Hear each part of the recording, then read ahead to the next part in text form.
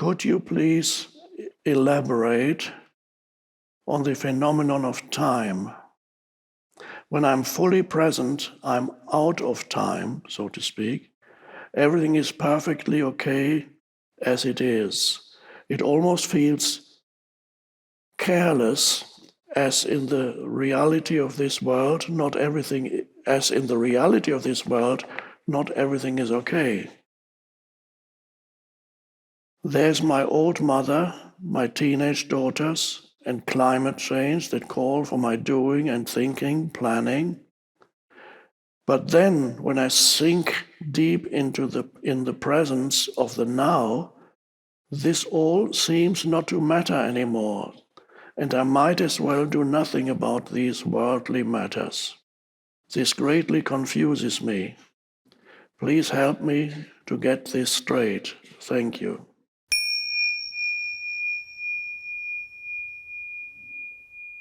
So that's a very interesting question. So at times when he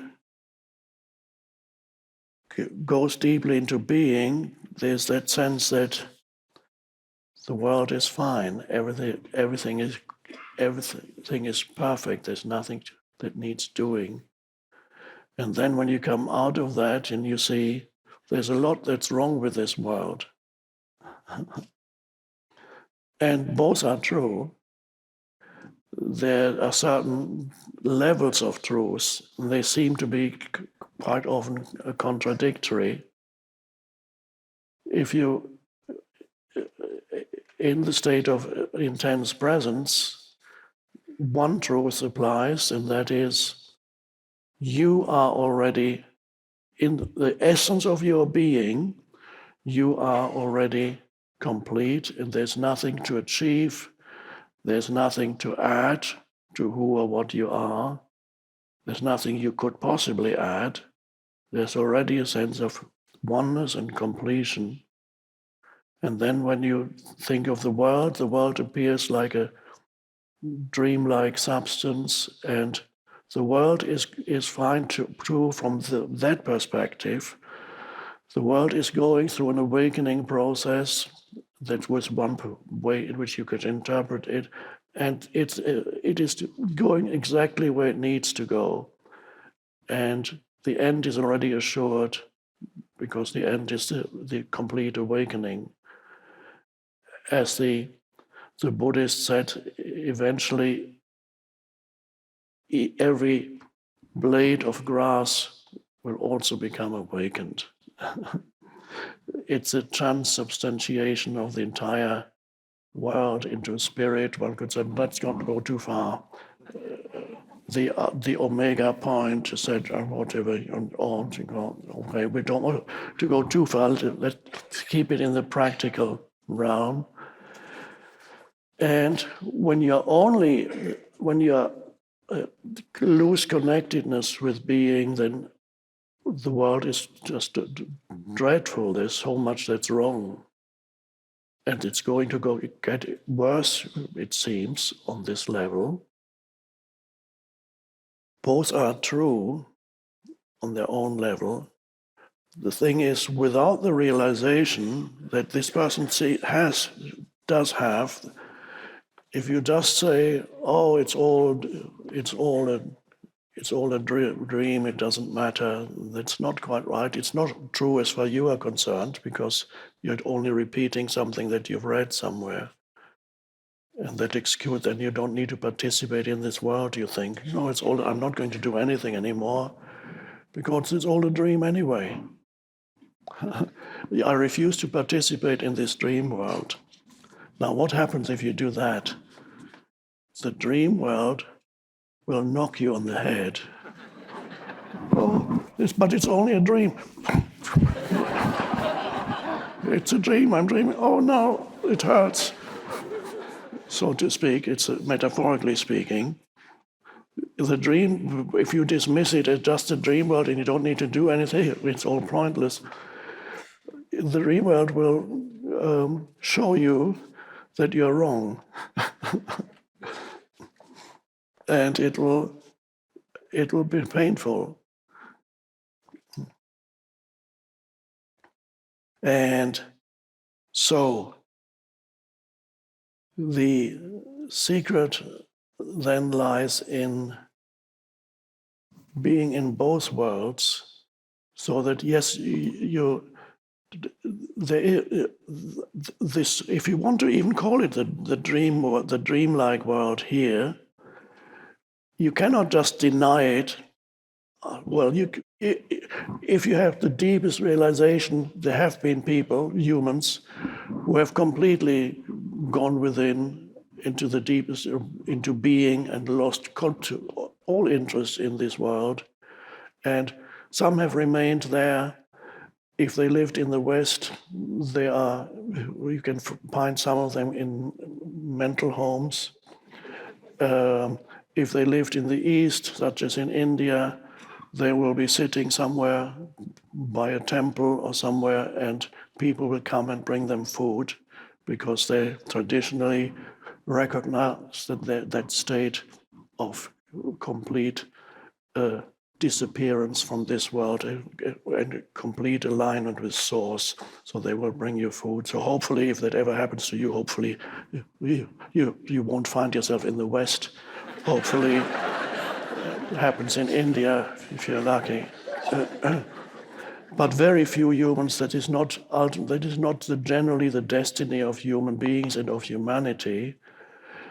Perhaps those few individuals, they also have their purpose of being, of representing and affecting the totality through their deep connectedness. But some have become teach, like Ramana Maharshi. To him it happened. He was only 16, and he went to the temple and sat there and didn't even speak anymore. He relinquished all doing. And people had to put food in his mouth. And he was just enough doing left for chewing his food. And then for several years he sat there and he was being fed. He was so lucky to have lived in India. And then gradually he re-emerged back into this dimension again. And then he gradually, he started speaking again. They asked him questions about the scriptures. And he could interpret the scriptures without necessarily having read them beforehand. So he gave deep answers. They came out of the state of being.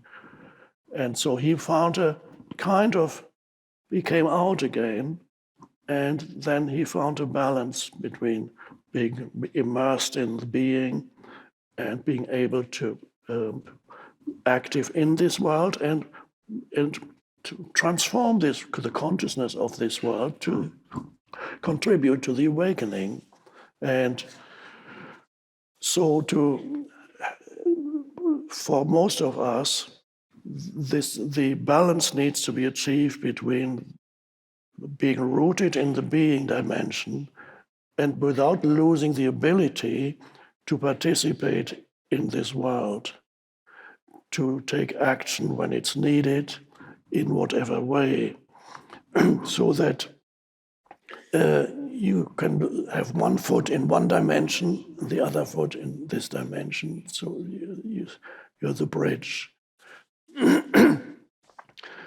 And then you see that this world, there's quite a lot of things that you could do to make this world, to use almost a cliche, to make this world a better place, which means more conscious place.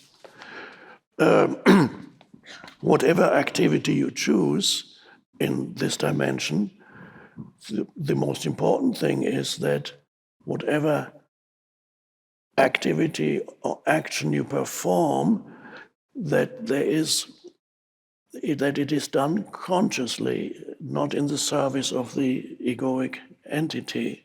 It is done consciously, no matter what it is, even if you, let's say you're a server in a restaurant, are you performing your job consciously, which means give attention to every movement. How do you put the plate on the table? Is it just, or is it, and the fork and the knife? And then how do you relate to the so-called customer? what can I help you? What would you like? Is there a presence that flows into your interaction with the customer? Yes, what can I do for you? Good, then you go and get it. And many activities can be transformed by doing them consciously.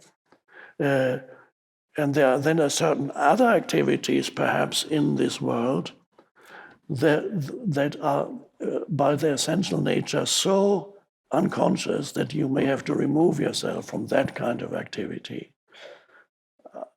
Only you can know whether the activity you're involved in can be carried out with presence, or whether the activity itself denies presence.